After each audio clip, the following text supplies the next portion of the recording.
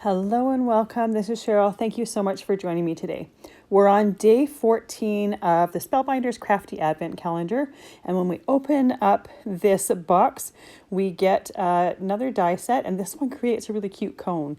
So I'm going to use this die set and create a little card. I'm going to do a mini slimline card with this one, and it only has one scoop on it, but we're going to make three scooped ice cream cone.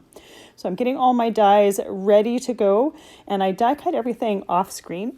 The one thing that I'm going to do is on the pieces that I die cut for the ice cream, I'm going to put some frosted crystal embossing powder on them.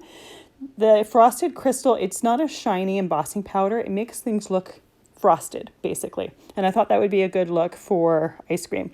I love the fact that all of the dies in this set or in this calendar are nice and small dies, and they're perfect for using up cardstock scraps. So I did die cut all my pieces from different cardstock scraps that I happen to have. I wanted to go for kind of a Neapolitan look here. So this cream one here for the vanilla ice cream, you can't really see the frosted crystal embossing powder change as it melts, but you'll be able to see it a little bit better on the other colors. When you use the darker colors or more colored, you see it go from just the granular of the embossing powder to kind of a melted frosted look. And you especially see it on that brown one for the chocolate ice cream. So once that is done, I'm putting those aside, and I'm going to put the excess frosted crystal embossing powder in my container and seal that back up. The other thing that I want to do is I want to put some glossy accents on the little chocolate sauce or glaze or whatever. I figured that would be shiny in real life, so I thought it would be good with some glossy accents on it. And I'm also going to put some glossy accents on the cherry, and then I'm going to leave them aside to dry. And I actually ended up leaving them to dry for the whole night and went back to it the next day. I'm doing this on my media mat because if any of that glossy accents comes off or goes through, and that cherry does have an opening in it, it's just going to stick to the mat, but I'll easily be able to pick it back up. While I'm waiting for those things to dry, I'm going to put the little grid thing from the cone right on there. And when I die cut them, I die cut two different shades of the brown so that that grid pattern really stuck out.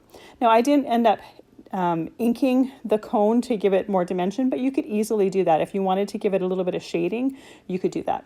So here we are on the next day. I'm going to take a little bit of Distress Collage Medium, and I'm going to glue the stem to the cherry and sit that aside to dry for a few minutes while we start working on the card. I've got all the pieces cut for the card. The card dimensions themselves are 6 inches by 3.5 inches. So this piece for the mat here is 5 3/4 by 3 1/4.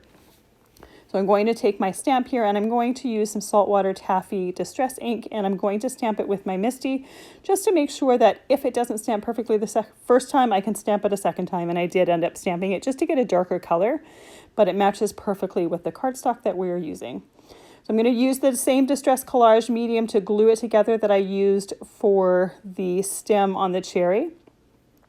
And I did place my cone on here ahead of time before stamping, before the stamping the sentiment, just to make sure I had plenty of space.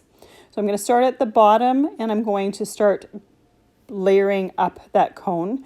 I want to put the chocolate piece for the ice cream down first so that cone can go on top of it.